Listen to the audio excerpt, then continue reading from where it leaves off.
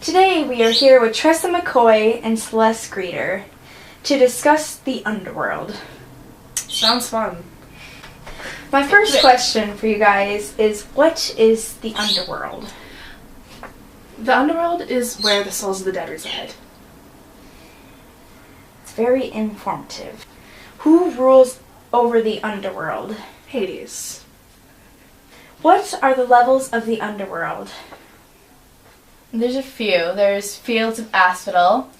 So it's like people who weren't amazing, they couldn't do really great things, they weren't heroic, but they also weren't like terribly awful people. Most of the human race go to the Fields of Asphodel when they die.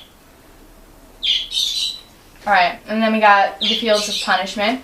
That's for the really bad people that we talked about not being able to go to Asphodel. Like murderers and...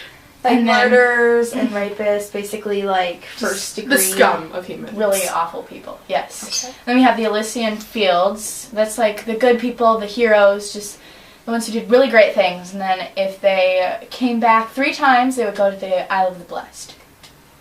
Yeah. Are there any more? There's Tartarus as well.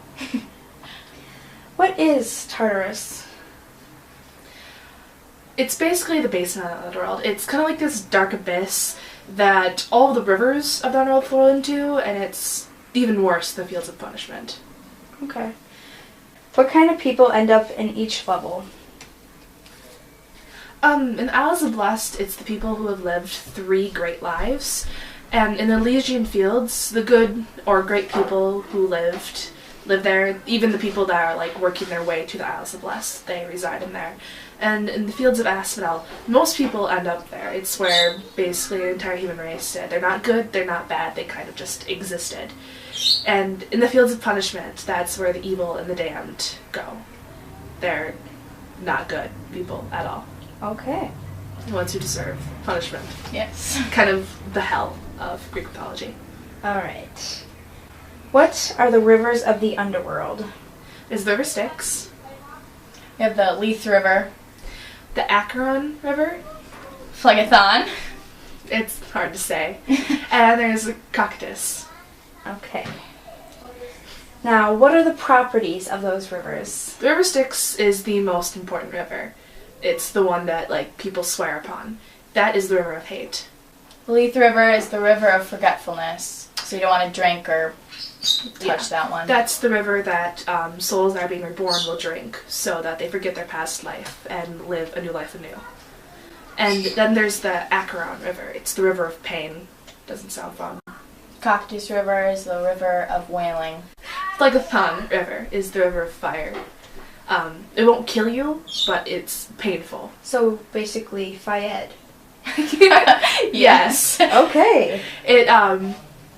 It flows through the Fields of Punishment, so it is used as a form of torture because it won't necessarily kill the people that are punished by it, but it's excruciating. So, exactly like Fayed. Okay. What is Cerberus and what is his job? Cerberus is a 3-headed dog. He guards the lesser-known entrance to the underworld, kind of like the back door. It's where most of the souls who don't have the money to pay for the fee to cross the river go. They try to sneak in to the underworld there. What are the most important parts of burial rites? Pretty much you have to have a gold coin to get by, so you can pay to cross the river. Any more on that subject? Well, some people say that the coin is placed under the tongue, but it doesn't necessarily matter just as long as you have the money with you, because otherwise you won't have the fine to pay the passage to the underworld. Okay. What do souls do when they have no money for the fare? They end up spending an eternity at the entrance of the underworld, and they can try to sneak in, as she mentioned earlier. Yes, Erebus, but they will probably be stopped by the 3-headed dog. What are the responsibilities of the underworld and who conducts them? First there's Thapnos. He reaps the souls of the dead. He kind of separates the soul of the person from their mortal body. And Hermes, he guides the dead to the underworld. Once they're at the underworld, Chiron, he is the ferryman. He ferries the souls across the river Styx. Then they're judged by King Minos, King Rhadamanthus, and King Aeacus. They judge where they go in the underworld, whether they deserve to go to the Fields of Punishment, the Fields of Asphodel, the Fields of Elysium, or if they have lived 3 lives, they automatically go to the Isles of the Blessed. There are the Furies. They execute the punishments in Fields of Punishment. And then there's Hades. He rules over the underworld. And his wife during the winters, Persephone, comes, and she doesn't necessarily have a role, but she's a god there.